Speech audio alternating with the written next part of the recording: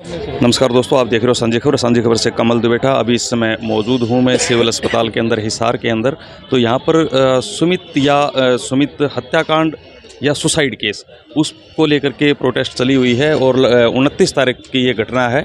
और उसके बाद से तब तक अभी तक जो डेड बॉडी जो है वो सिविल अस्पताल के अंदर ही रखी हुई है। सारी बात जानते हैं। प्रदीप वानखड़े जी मेरे साथ में, आज मुख्यमंत्री मनोहर लाल जी भी आज हिसार में आए हुए हैं।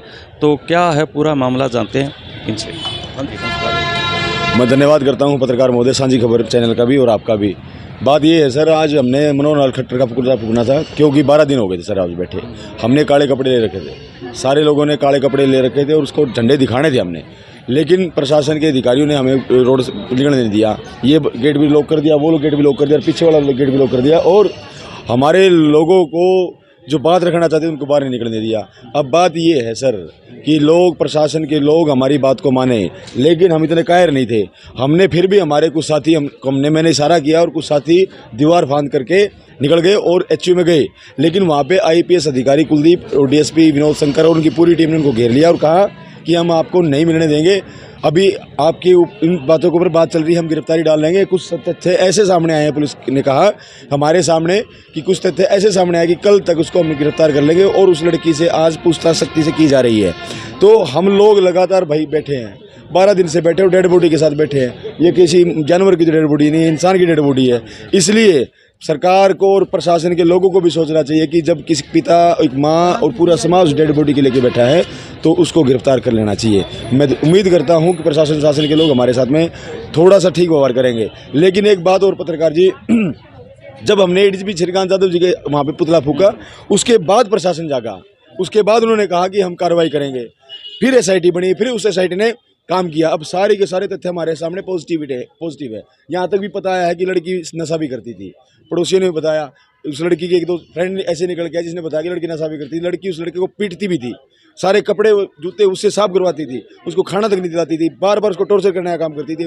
वो लड़का इतना टॉर्चर होगा कि आखिर में उसने प्राणों की आहुति देनी पड़ी सर। अब आपके चैनल के माध्यम से नए एसपी से गंगाराम, जो नए एसपी साहब आए हैं, और एसपी कुलदीप जी से और जाटव साहब से हमारी रिक्वेस्ट है कि गिरफ्तारी कर लो, नहीं तो फिर हम लोग मजबूर हो जाएंगे यहाँ से कूच करके मुख्यमंत्री के आवास का घेराव करने के लिए। एडीजीपी साहब से उस दिन आप मिले थे, उन्होंने कहा था कि मेरे को 1-2 दिन का समय दो। कोई विसरा रिपोर्ट का भी जिक्र आया था बीच में, उसके बारे में। हाँ, एडीजीपी साहब ने कहा था कि विसरा रिपोर्ट आ चुकी है सर। देखिए, बात यहाँ पे सारी की सारी टॉर्चर की है। वो लड़की उसको टॉर्चर करती थी। मैं नहीं कह रहा कि तुम लोग उसको, कई लोगों ने मिलकर मर्डर किया, फलाना किया, मैं नहीं कह रहा। लेकिन मैं ये कह रहा हूँ कि बहुत लोग इन्वॉल्वमेंट जरूर थे उस लड़की के साथ।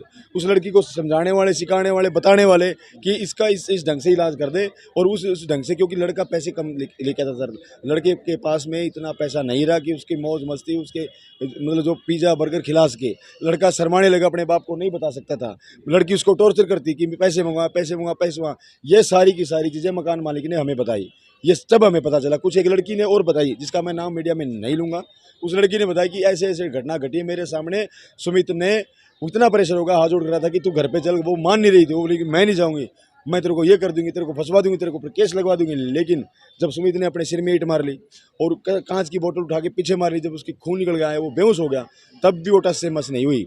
इस प्रवृत्ति की वो लड़की थी है सर। समझ सकते हो कितनी माइंडेड, कितनी सातिर, जिसका 18 साल की उम्र में 45 से 50 साल जैसे व्यक्ति का तजुर्बा उसके पास में है। उस नशे की आदत थी, नशा भी करती थी जैसे उसने बताया।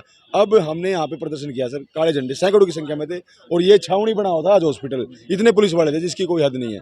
लेकिन सर, हम संविधान को मानने वाले लोग हैं। पुलिस का रवैया ये था कि ये लोग हमसे भिड़े, हमारे साथ बदतमीजी करें ताकि हम कापड़ों कांड जैसी घटना दोबारा से घटाएं। लेकिन हम लोग समझदारी से, संविधान को मानते हुए तरीके से हमने अपना प्रदर्शन किया और अपनी आवाज़ को बुलंद करते हुए हमने ये बात अब मुख्यमंत्री तक पहुँचाई है। धन्यवाद पत्रकार महोदय, आपने जो ये आवाज़ उठाने की कोशिश की है। आज का जो प्रदर्शन सीएम को काले झंडे दिखाने का, विरोध नीति का था, वो बिल्कुल सफल गया, क्योंकि हज़ारों की संख्या में फोर्स तैनात कर दी गई थी सिविल हॉस्पिटल के अंदर ही। और जबकि परिवार की जो मांगे है आरोपी को गिरफ्तार करने की, वो प्रशासन कर नहीं रहा है। लेकिन फिर भी पता नहीं है यहाँ का शासन प्रशासन किस दबाव में है। इतना दबाव है कि एक परिवार के ऊपर तो इस तरह से छावनी में तब्दील कर रखा सारा सिस्टम।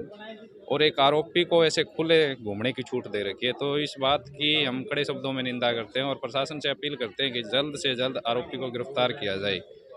अभी तक आरोपी को गिरफ्तार नहीं किया गया। एक भाई साहब और साथ में हैं, इनसे जानते हैं। नमस्कार पत्रकार महोदय साहब, मैं भीम आर्मी जिला महासचिव फतेहाबाद का कार्यकर्ता हूँ।